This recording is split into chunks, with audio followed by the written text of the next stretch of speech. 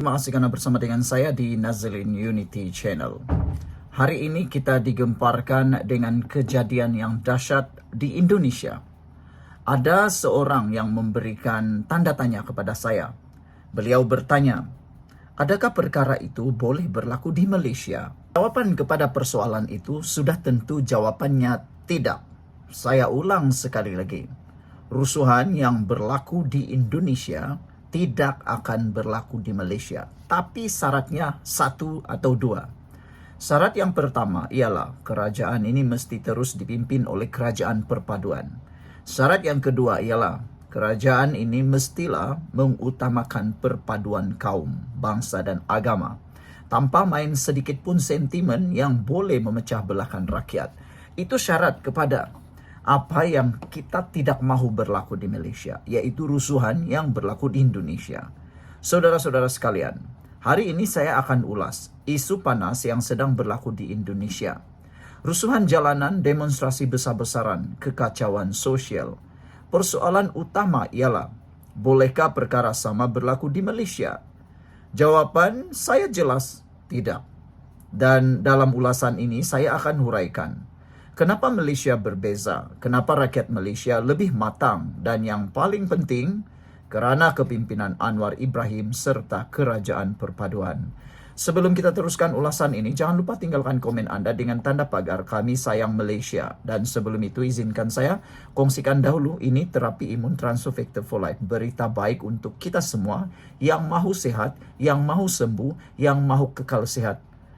Bagi Anda yang sudah lama berdoa untuk penyembuhan penyakit, Anda menderita kena penyakit dan masalah kesehatan, dengarkan baik-baik. Ini berita baik untuk Anda semua.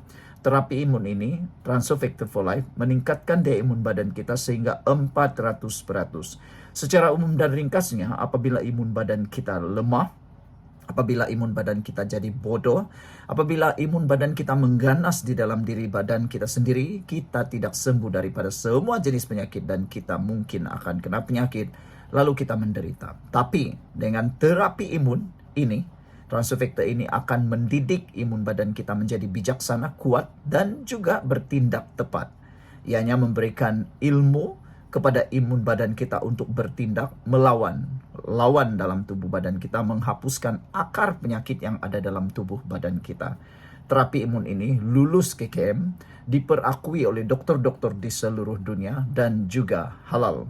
Dapatkannya sekarang melalui nombor telepon saya yang tertera. Ingat, jangan kau tangguh-tangguh lagi. Mungkin ini ialah jalan yang Tuhan buka untuk Anda lepas dari masalah kesehatan Anda. Baiklah saudara-saudara sekalian. Ini sebabnya Malaysia tidak akan melalui rusuhan jalanan seperti yang dihadapi oleh Indonesia selagi Anwar Ibrahim dan kerajaan perpaduan ini kekal. Pertama, karena perbezaan konteks politik. Indonesia kini berdepan tekanan politik dalaman yang agak berbeza. Isu perebutan kuasa, dasar baharu yang tidak diterima sebahagian rakyat. Malaysia pula sudah melalui proses kejutan politik besar sejak tahun 2018. Tumbangnya kerajaan 60 tahun. Langkah Sheraton, pertukaran Perdana Menteri yang berlaku beberapa kali. Pengalaman getir ini menjadikan rakyat Malaysia lebih berhati-hati. Mereka tahu jalan rusuhan hanya merugikan negara.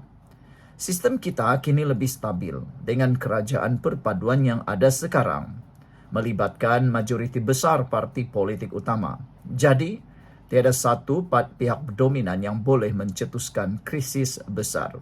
Kedua, kerana berlakunya kehebatan kerajaan perpaduan.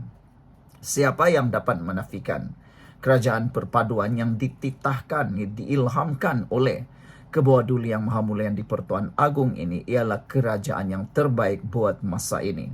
Tidak ada satupun yang dominan dalam politik Malaysia sekarang.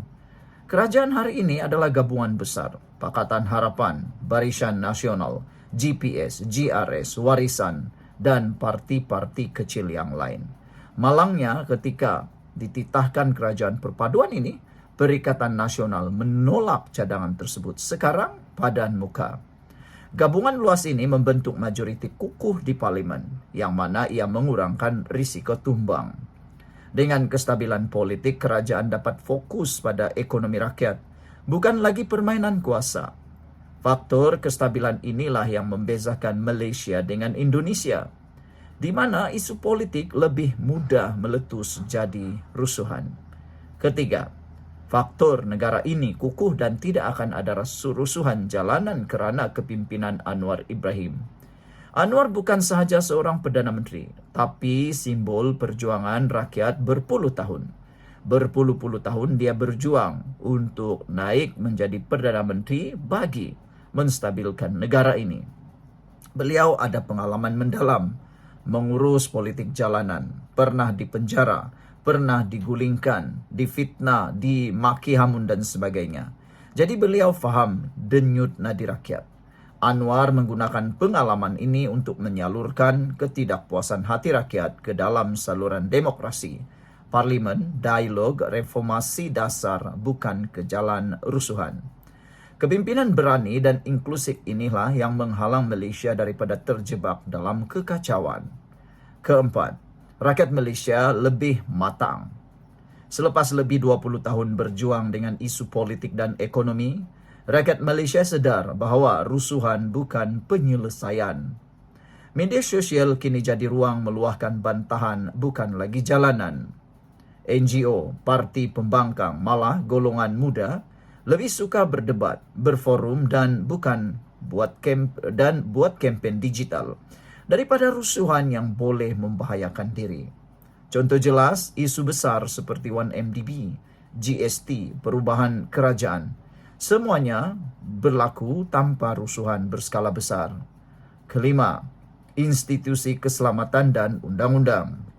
Saudara, kini Polis Diraja Malaysia dan Angkatan Tentera Malaysia ATM sangat disiplin, profesional dan tidak mudah diperalatkan oleh politik. Undang-undang kita cukup tegas terhadap sebarang cubaan rusuhan. Ini memberi keyakinan kepada rakyat bahawa kestabilan akan sentiasa dijaga. Jadi, jelaslah bahawa rusuhan seperti di Indonesia tidak akan berlaku di Malaysia. Faktor utama ialah kehebatan kerajaan perpaduan, kepimpinan Anwar Ibrahim yang berwibawa, kematangan rakyat Malaysia serta kekuatan institusi keselamatan kita. Malaysia kini berada di landasan stabil dan ini menjadikan kita lebih kuat, lebih bersatu. Jika anda setuju dengan ulasan saya yang hebat ini, jangan lupa tekan butang like, share dan komen dengan tanda pagar Kami Sayang Malaysia. Jangan lupa, kestabilan bukan sesuatu yang datang percuma. Kita semua perlu jaga, pertahankan dan sokong kepimpinan yang ada demi masa depan negara. Sekian untuk kali ini, jangan lupa tinggalkan komen anda, tekan butang subscribe. Bye-bye.